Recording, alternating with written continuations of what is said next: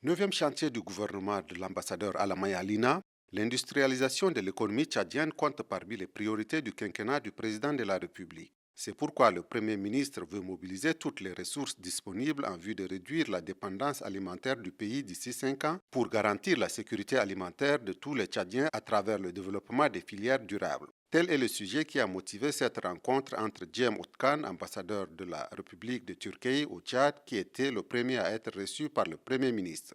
Les discussions ont porté sur l'examen approfondi des relations économiques bilatérales entre le Tchad et son pays. Nous avons pu faire l'inventaire des défis, des opportunités auxquels font face nos deux pays.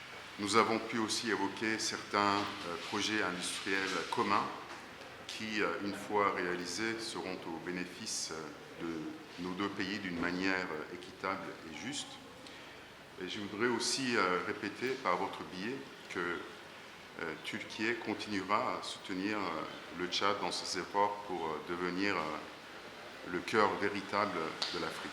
Rose Mateus, ambassadeur extraordinaire et plénipotentiaire du Royaume-Uni au Tchad, reçu en second lieu, est venu adresser une invitation au Premier ministre pour le sommet climat. Rose Mateus sort satisfait des discussions.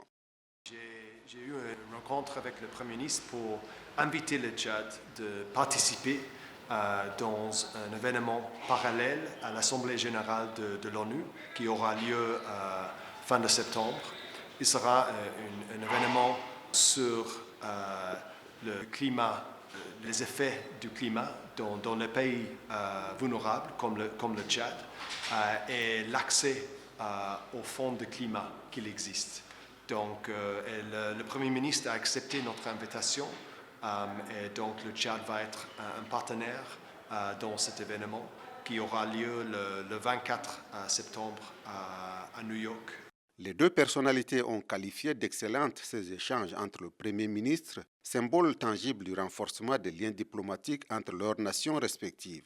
Les différentes parties ont réitéré leur ferme engagement à intensifier et à élargir leur coopération dans des domaines clés d'intérêt mutuel en vue de promouvoir le développement socio-économique durable et la prospérité de leurs pays respectifs.